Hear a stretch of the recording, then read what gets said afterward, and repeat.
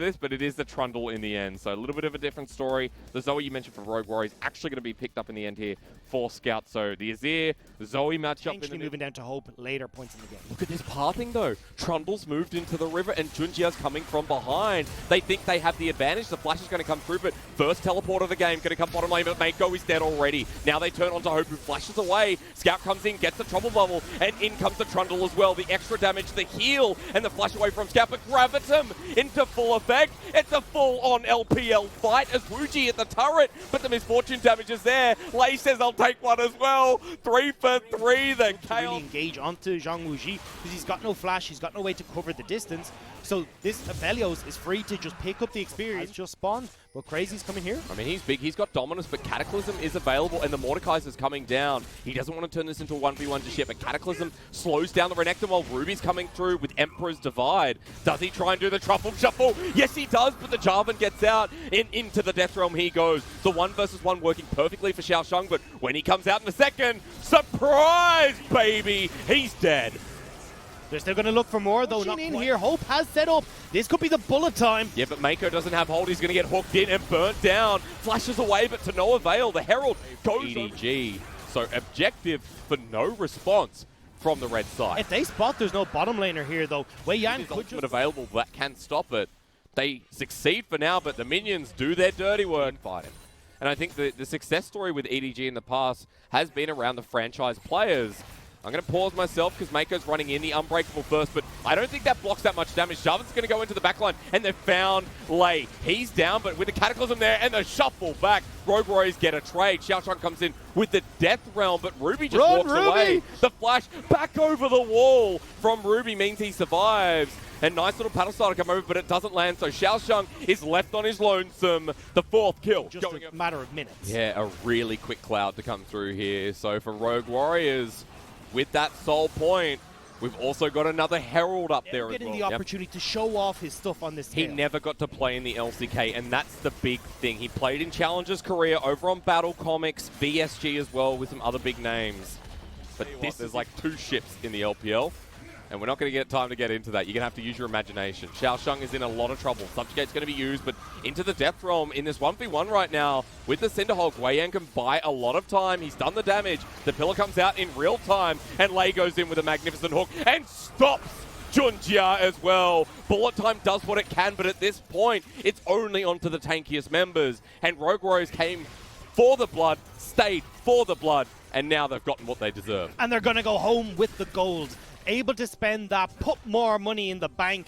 And unfortunately for EDG, this game is slipping further and further away. Zhou Zhang tries to buy enough time with the Death Realm, but it doesn't give enough. Mako making sure with that Glacial Fissure there's not more blood spilled on the top side of the map. And all Scout can do is look for the side lane at this point. Try and get some gold in the back pocket of EDG again. But 2,000, Wuji presses Q straight away. EDG still want to face check, and Rogue Warriors, you can see, they don't want to start this without getting the kill first. And they might have started. Death Grasp onto the Azir, who goes into the Death Realm. He pushes the ult against him. The bullet time and a choke, but it's interrupted into the backline. Crazy sets up that fight so damn nicely. Lei comes in, flashes over with a death sentence. And again, EDG, bitten off way too much. Can't follow this up. And over the wall, Scout will survive, but that was all crazy all the time. Scaling is on their side. Gold is on their side. Dragon Soul is on their side. Rogue Warriors look primed to take game number 1 of this series. They're going to go in for the engage. Scout finds a bit of damage and electrocute. Rogue Warriors are taking a lot of damage from this. And finally, they get the TP. It looks like they wanted to bait that out.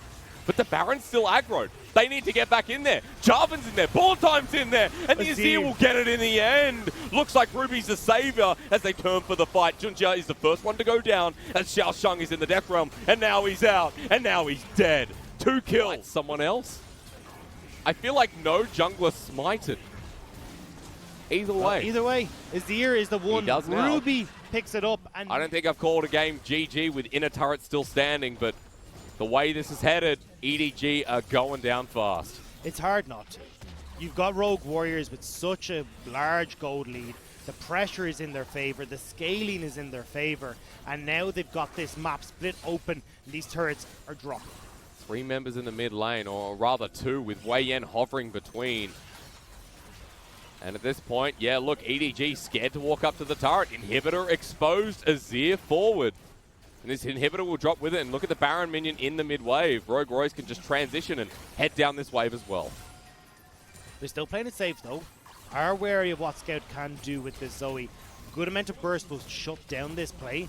But when you've got the Elder buff and the Baron buff, you can't even approach Rogue Warriors right now. EDG probably just thinking about game 2 here as the final push seems to be coming out now. Ultimate available for Jung Wooji as well, not level 16, but it'll have to do. Scout looking for the trouble bubble to save game number 1. But the first Nexus turret is going to go down. Scout walking forward while Rogue Warriors might be looking to back away here or just wait for the next minion wave. It seems like that is the play. They need to make something happen, but I don't even know how you do this. That Elder Dragon is going to ruin everything.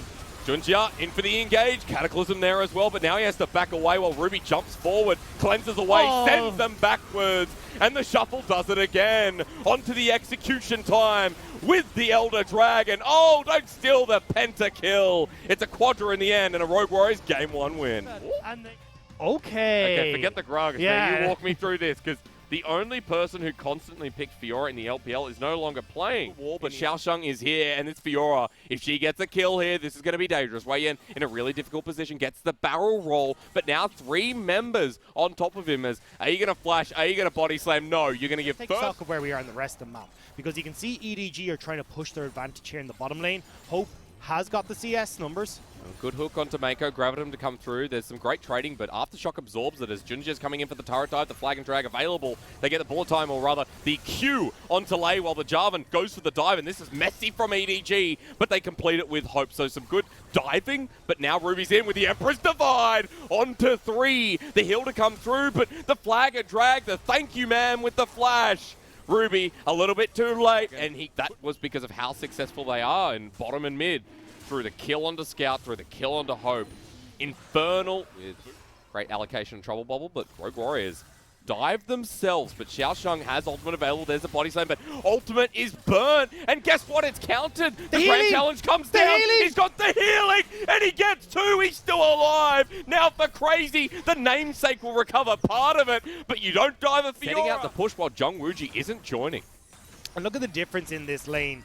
When you've got Scout who's able to stay in this the whole time, get the bottom lane turret, and Xiaoshang's got his thinking cap on because he's backed off. Yeah, all the way off towards red buff. Pings are going down. EDG are knocking through this top lane and still pathing towards the top side, now going mid. While let's just 1v1 with the bullet time almost coming through. Hope's going to get flayed in and looks for the 1v2. The flash away from the death sentence. He now turns his damage, and attention, Wooji, one more hit. He gets it, the ignite, and gets 2, but that's going to be golden until Lei. Get ready. It's G'day from Hope in the bottom lane. They've always got Hope hysterics, and they have crushed any hope that Rogue Warriors had of picking up a win in game number 2. Fiora's fed, Hope is 1v2ing, and the rest of EDG have the map. Doesn't matter. Xiaosheng starts with the 1v3 under turret, and now the 1v2 bot, and now the solo kill of the top lane. Jarvan flashes in, Cataclysm's down. Crazy's going to get a bit of healing, and even though Junjia will, not die there. Xiaosheng's a bro. Even gets the healing to survive. EDG are playing so much better. Wei Yan has the cast though. And he flashes on in. He gets one. The explosive cast brings back the Jarvan. Good capitalization here from Wei Yan. Big Black Cleaver's more likely to try for. Yeah, I was just thinking, I'm like, well, at this position, Trinity Force just sounds so much better. I've been watching Aatrox's insane. I wonder how much longer that goes on as the hook. Depth charge is available, doesn't use it as golden from Wei Yan. He blocks, still has that ultimate available. Mako uses it, and here comes the bullet time as Scout comes in with the burst. Crazy now goes, oh no, that's my lane opponent. Get out of there. And the fight is done. I blinked and I missed it. Everyone disintegrated in front of our eyes. Ruby's now the turret's dead. gone. Drinking today, Paddy's Day is cancelled for every. Oh, no, well, actually, maybe it's not. No, We're it's coming not. back. Rift Herald's going to come through. They want to get the turret. The death sentence weird from Lei. He's tanking. Almost dies to it. Now that Rift Herald's here, though, they have a minion. Mid lane, though. Into the back. The Riposte still there. They kill him, and you're right. Meanwhile, Scout might even get... Okay, yep. He's going to get this no matter what. Yeah. So, backs away. He will be able to win the 4v4, but How far away is that when Xiaoxiang is chasing Crazy down at the Grand moment? challenge is available. Let's see it. The flash away. He doesn't have it to follow up, but he has the movement speed. Jumps into the turret. There's the world ender, but it's way too late. The healing Baron, but it will allow Xiaoxiang the time to go towards Ultimate bot. immediately. There's the Emperor's Divide. The depth charge with the flash. Ruby will get knocked up away from the Lantern. Cataclysm is there as well. Good death sentence with the box. They flay him back, but Junjia has the stone plate. Heals up, but not in time. And the bullet time just sends them outward. Xiaoxiang will be pushing this bottom lane inhibitor turret, but Rogue Warriors are still fighting back. They did get the kill onto Junjia. Goes a little bit too far forward without hope. Xiaoxiang has TP, but he's looking to start the Mountain Soul.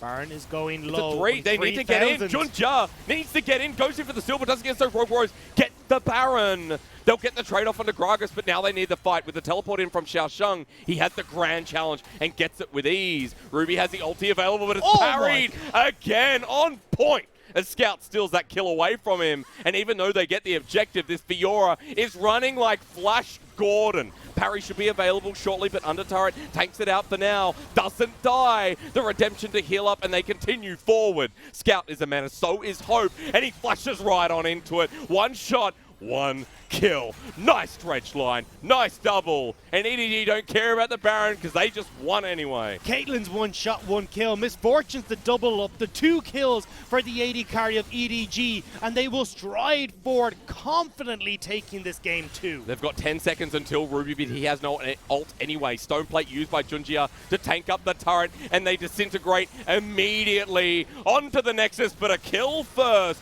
as EDG strike back in the series. Though, Scout is going to be picking up this Zoe. So similar compositions here yet again. The best of both worlds for EDG, but a very different top lane. Looks pretty good for EDG. Yeah, definitely feeling that deja vu from the last game. Way on. Steal time. Flag and drag dodged away from the dragon, slowly going down, but they're looking for Junjia. He does steal it somehow after sitting right in front of it. The bottom lane have joined in as well, but wait. There was also a Poro in that bush that just died, but Wei Yan wants to fight. Early damage. Emperor's Divide on the other side. He flashes around the other way. Scout now joins the fight with the pillar. Junjia can't get out and dies to first blood. Mako comes through and gets a trade, but now they're looking for the jungler. Even Lay's great hook can't save the day. And Scout, right? So that's going to be taken away. Herald gets a point-blank headbutt. And Jung Wooji shares the first turret. They're like, why doesn't Ruby have blue? But Wei Yan does. Anyway, he flashes in. Wants to steal it, but this time he can't. Comes to about 40 health, but he's in the pit with Subjugate. He's tanky, and it takes all 5 members to kill him, but it's the Dragon. Stop the Java and goes in for the smite, and it's stolen away. Gravitum to come through with the Crescendum, but now caught between the Trouble Bubble, has to take the Lantern away. EDG, he's landing every Trouble Bubble.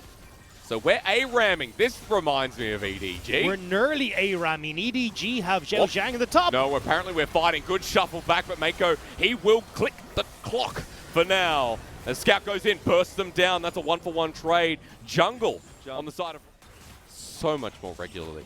And this is who you want to step up in these last games of the series. This Ruby Scout has bubble available. Wei Yan not going to tank it. That means it's the Azir. They jump in. They cataclysm down. Hope doesn't have ult, but he has the damage to take the turret and turn around. Wonder would be a lot of fun. Crazy, meanwhile, though, working his magic on this bottom lane turret. That's the power of the split pushing cannon. That goes relatively quickly. Gets a bit more. And meanwhile, Wei Yan is epically low. Rift Herald for a bit of pressure, but the bullet time with the depth charge. The full channel comes out. Ruby shoves him back into his own turret. Crazy comes through with the slicing Maelstrom. A 1-for-1 in that situation.